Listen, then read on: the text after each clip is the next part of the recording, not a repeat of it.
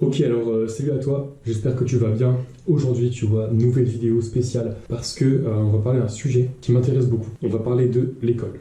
Le premier de la classe. Madame, est-ce que j'ai le droit Versus la vraie vie. La vraie vie, c'est fais-le, mec. À quel moment des gens donnent des devoirs à des enfants? Penser que ceux qui ont fait les meilleures études sont les plus intelligents. C'est pas vrai du tout. Et Dezio, tu as paumé 150 000 $ pour un enseignement que tu aurais trouvé pour 1,50 $ d'amende de retard à la bibliothèque municipale. Upstream in class, never finding their gifts, thinking they are stupid, believing they are useless. Les bonnes notes, ça ne vaut rien dans la vie. Les bonnes notes, ça ne vaut rien dans la vie. L'école te fait croire depuis toujours que grâce à elle, tu pourras atteindre ce magnifique schéma, entre guillemets, qui est travaille bien, passe ton diplôme, aie un bon travail stable, gagne ton salaire, aie une petite famille, et tu auras une vie bien rangée, bien tranquille, sans soucis, sans prise de tête. Seulement, tu vois, la question c'est combien de personnes ont réellement obtenu la sécurité, tu vois, même en empruntant ce chemin. Je suis sûr que tu connais pas mal de personnes qui ont du mal à arrondir leur fin de mois. Tu vois, parce que il faut payer les études des enfants, il faut payer, je sais pas, l'essence, les taxes, les impôts, tout ça. Pourtant, on est bien censé gagner notre vie, non, après l'école. Après, bien sûr, il faut nuancer un petit peu. C'est-à-dire que on a quand même des métiers qui sont très prestigieux et les personnes qui rentrent dans ce genre de métier, généralement, elles n'auront pas de soucis au niveau financier. Mais c'est loin d'être la majorité.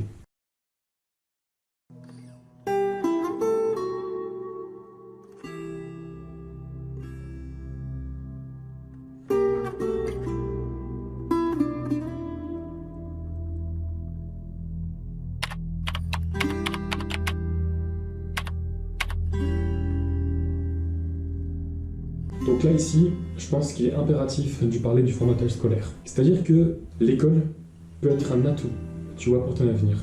Mais en fonction de qui tu es et de ce que tu aimes, l'école peut aussi devenir en quelque sorte dévastatrice.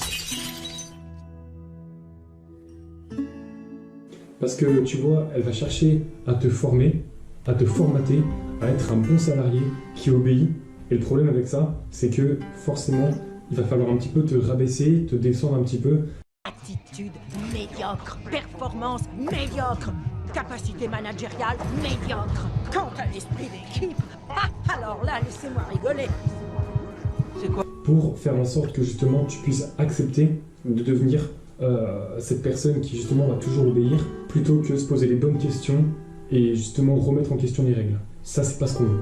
Donc, premièrement, elle va te rendre conforme à ce qu'elle veut, et ça, tu vois, elle va emprunter plusieurs manières, plusieurs méthodes pour pouvoir justement te manipuler. Tout d'abord, tu devras respecter les règles que celle-ci t'imposera, et ce, que tu le veuilles ou non, et que celle-ci soit absurde ou non. Mais tout d'abord, il nous faut accrocher la carte. Qui va s'en charger? Ah si! Mais, mademoiselle... Silence! Sauf que tu vois, il y a un petit problème avec ça. C'est que c'est en respectant bien sagement les règles qu'on devient de plus en plus conforme aux autres. Et du coup, comme tu t'habitues à être comme les autres, tu vas commencer à réagir comme eux. Tu censures tes propres idées, tu réfléchis comme les autres car tu crains leur jugement, tu agis comme eux, tu es un petit peu victime de l'effet de groupe et tu perds de plus en plus la personne que tu es vraiment. En fait, tu vois, pour remarquer un petit peu cet effet de formatage, il suffit de regarder souvent le premier de la classe. Lui, tu vois, il demandera toujours la permission au professeur et à n'importe qui d'autre avant de faire quoi que ce soit. Et du coup, il aura moins de libre arbitre que les autres et en plus, il laissera un peu trop l'avis des autres le contrôler. Il aura toujours besoin d'être dirigé. Il aura besoin qu'on lui dise oui avant de faire quelque chose. Et il ne pourra pas, tu vois, chercher à sortir du troupeau parce qu'il aura trop peur de ça. Le problème avec ce genre de personne, c'est que à force d'être dirigée par les autres, elle peut finir dans une voie, dans un domaine qui lui plaît pas. Elle peut se poser aussi des questions, tu vois, comme qu'est-ce que je fais là? Qu'est-ce que j'ai fait pour en arriver là?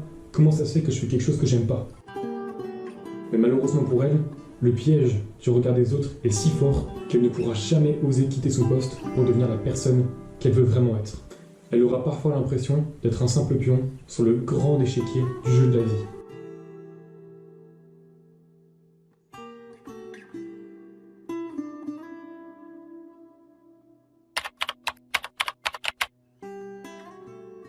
En fait, depuis tout petit, tu dois aller à l'école. Tu fais des choses que tu n'aimes pas.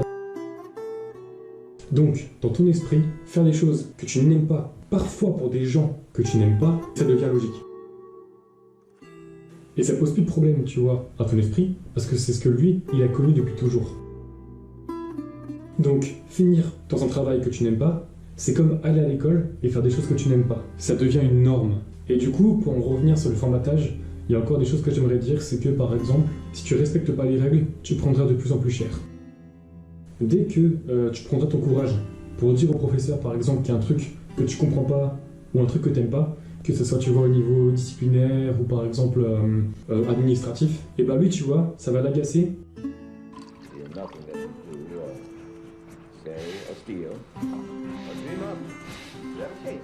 Parce qu'en fait, tu n'appliques pas et tu te poses des questions.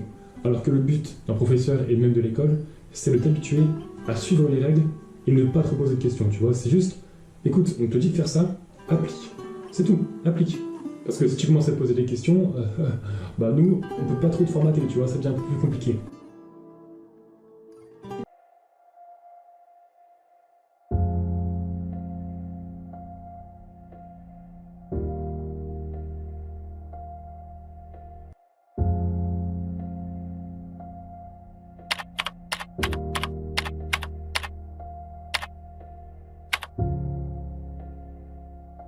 Ok, donc maintenant on va parler des finances. Les finances, je pense que c'est impératif de parler du livre de Robert Kiyosaki, Père riche, Père pauvre. En fait, c'est un livre qui va mettre en évidence deux types d'état d'esprit, c'est l'état d'esprit du riche et l'état d'esprit du pauvre.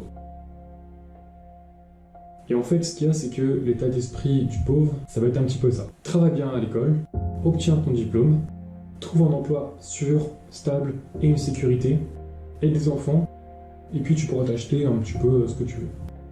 Alors que l'état d'esprit du riche par rapport à tout ça, tu vois, c'est plutôt oui, va à l'école et obtiens un diplôme si tu veux, mais trouve des choses qui te plaisent et dans lesquelles tu pourras trouver en fait des nouvelles compétences qui pourront être utiles pour ce que tu veux faire. C'est-à-dire que par exemple, si tu es quelqu'un qui a envie de faire du business, tu vois, bah le riche, qu'est-ce qu'il va se dire, ou même l'état d'esprit du riche, ça va être quel domaine au niveau scolaire ou autre pourrait m'apporter les compétences que je vais avoir besoin pour faire du business. Eh bien, il va falloir bien sûr que tu connaisses un petit peu des choses sur les finances, que tu connaisses un petit peu la comptabilité.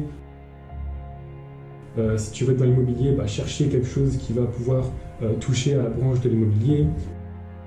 Si c'est la vente, bah, faire des choses qui vont dans la vente.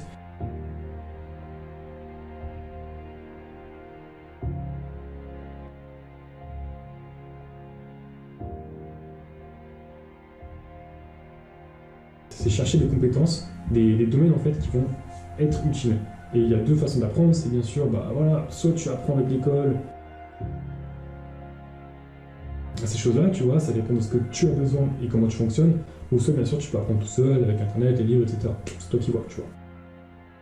Et du coup, le riche, c'est ça qu'il va faire, c'est qu'il va chercher un petit peu à choper des compétences qui vont pouvoir être utiles pour lui, pour son futur. En même temps qu'il va faire ça, tu vois, eh bien, s'il a un emploi à côté, s'il a un salaire, bah, le gars, il va aussi investir. Donc le riche, il va investir là-dessus, tu vois, que ce soit la crypto-monnaie, que ce soit la bourse ou autre.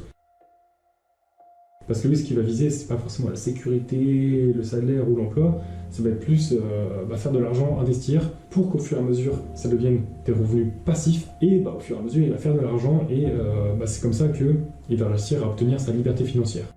Toi, t'as une voiture de folie et on vit dans le même immeuble. J'ai du mal à saisir. Combien d'argent tu te fais? J'en sais rien. 70 000 le mois dernier. Tu déconnes.